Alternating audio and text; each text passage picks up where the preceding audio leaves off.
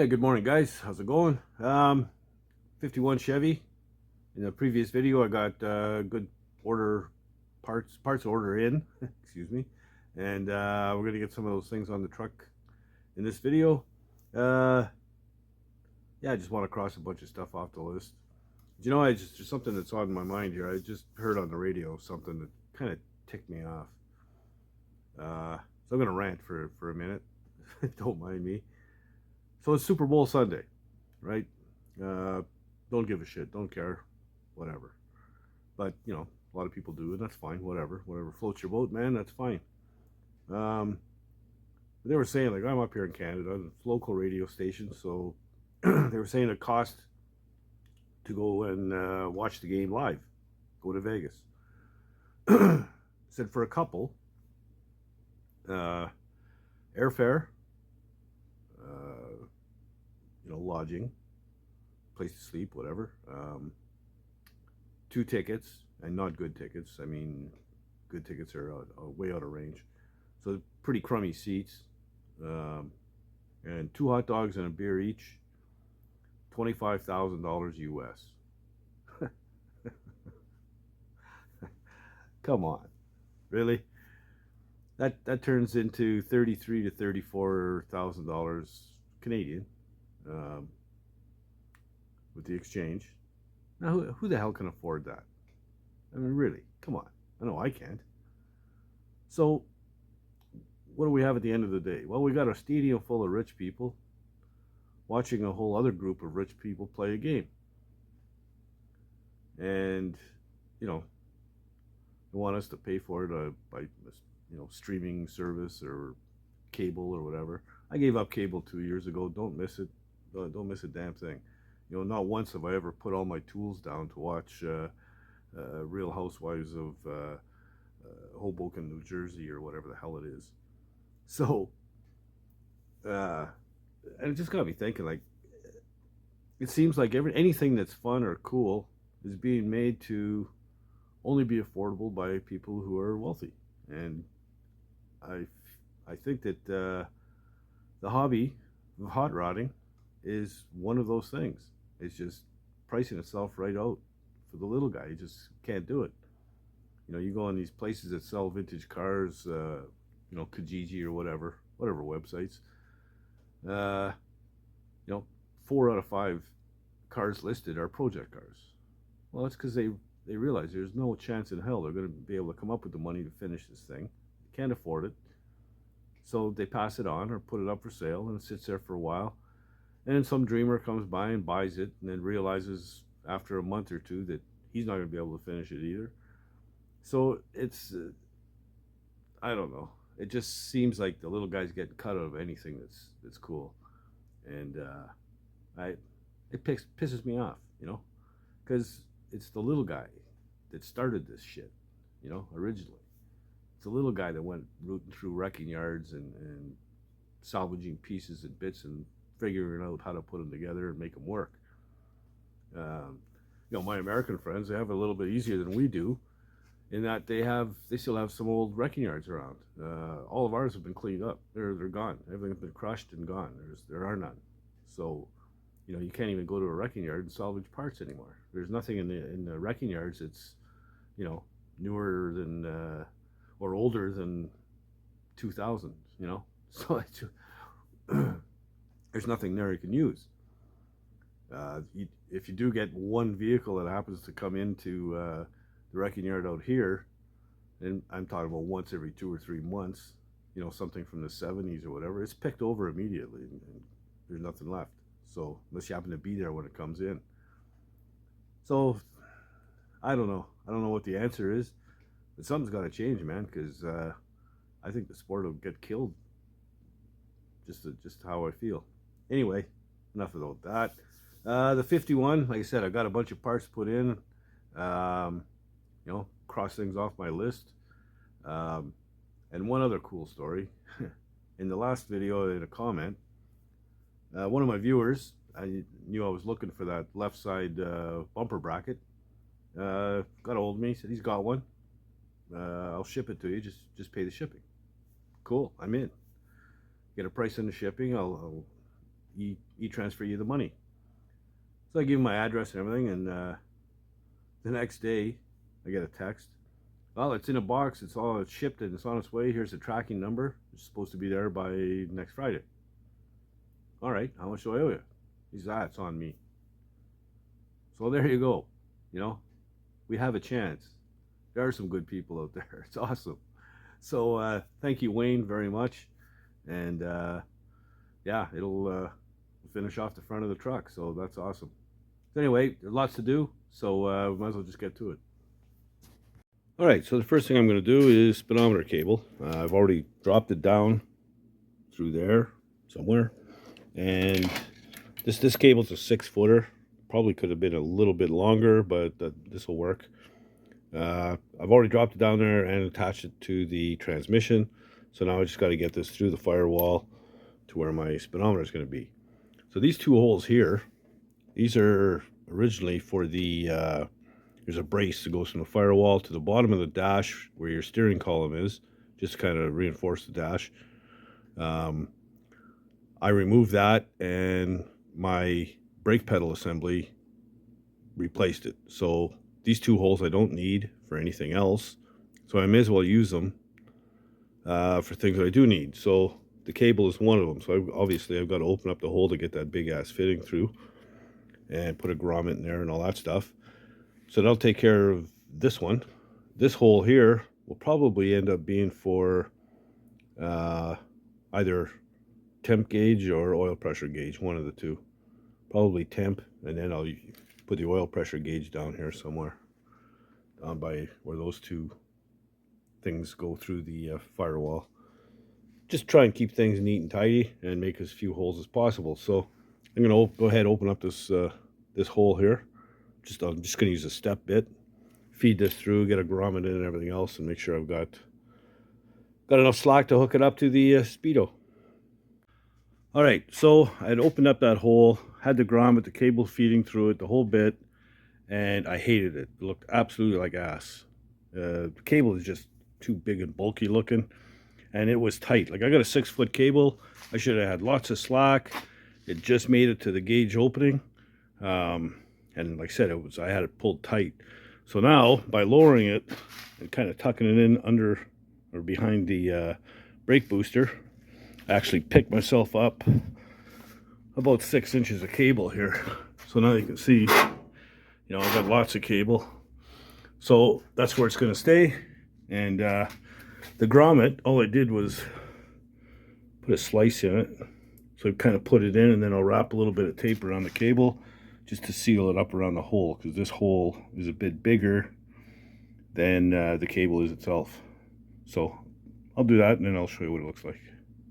All right, so there it is. So much cleaner looking, you know, kind of blends in with the brake lines and stuff, so it's all good. I just zip tied it to the brake line for now. I'm going to be painting these things up anyway, but just to keep it away from anything else. And you know, when you're looking at it straight on, you barely even know it's there. So that's what I want. So as far as these two upper holes here, I still have my temperature sending unit and my oil pressure gauge to put in. So that's what I'm going to use those two holes for. So I think we're good. And hopefully those are the last of the holes I need to drill through the firewall. Makes you wonder why I filled all those holes when I was doing the firewall. I fill them all in and then drill a bunch of them back in, but whatever. There's not that many. I mean, there was, what was it, 54 holes that were in this thing. So we're doing all right.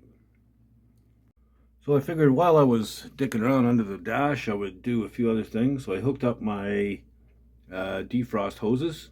So there's your two slots for defrost. So those are on with hose clamps. And what else? The other thing I'm going to do is heater hoses. They go through the firewall. I've got the grommets for it in that last parts shipment. So I just got to go upstairs and see what I got for a heater hose. I need about 8 feet. So I think I have some braided stuff, but we'll see. All right, so I dug around upstairs and I found a couple of pieces of steel braided heater hose. The ends are really frayed, but I've got to cut cut them to length anyway, and they're filthy. I mean, you can barely tell they're stainless braided. So I'm going to clean them up. I'm going to try something. I've never had to really clean the braided hose before, but I'm going to try maybe, you know, an SOS pad or something, steel. We'll see how it goes, but I'll try it out, see what happens. And once I cut it to length, I'm going to feed it through the grommets, through the firewall, you know, which go through those two holes right there, and hook them up to the heater box. But I'm not going to cut them to final, or I'm not going to install them on the fittings just yet, because I want to flush the coolant out of this thing when it warms up. So I'm just going to make sure I've got enough length, and I'll just leave them hanging here for now, and then we'll clamp them to the inner fender some way. But yeah, so I'll go ahead, start cleaning them, see how that works out. Yeah, so you can see the stuff is, see how it's frayed like that. Now these things are pretty sharp, and they'll put a whole bunch of tiny little puncture marks in your fingers. It hurts like hell.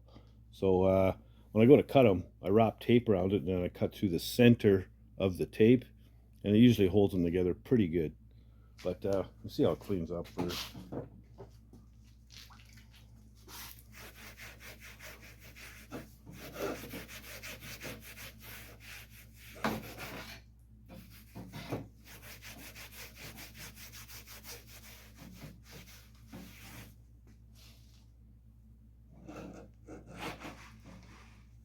Oh yeah.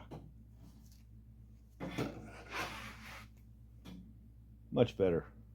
So I'm going to go ahead and finish cleaning these up, and once I figure out how long I need them, I'll cut them up. Alright, so I taped up my end, and I just used my little mini grinder to cut it. Wearing glasses. I mean,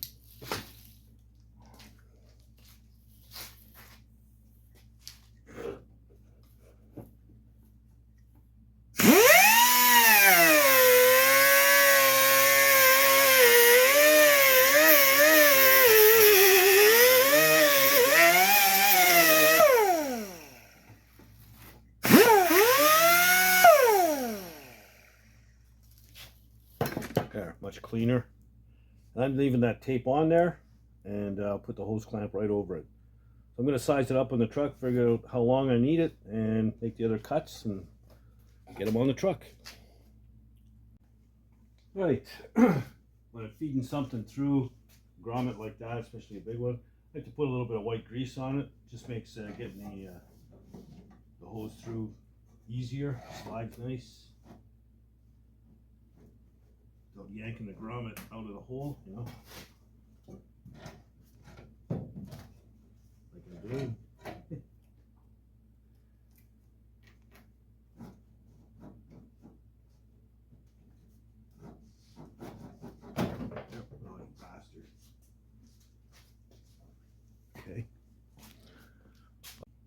Okay, so got the grommets in place, hoses in place. I just take a little bit of white grease, put it on the grommet, may help it to slide.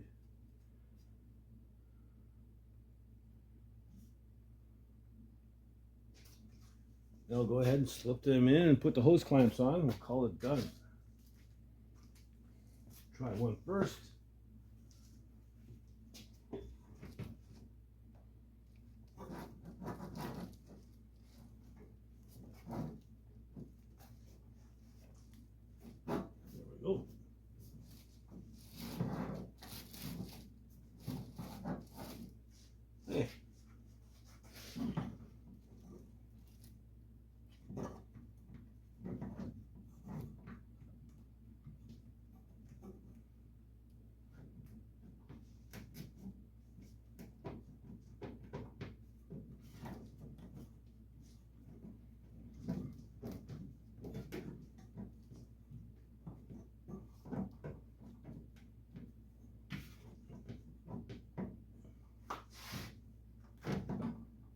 A little bit of fraying on it once you like. Much better.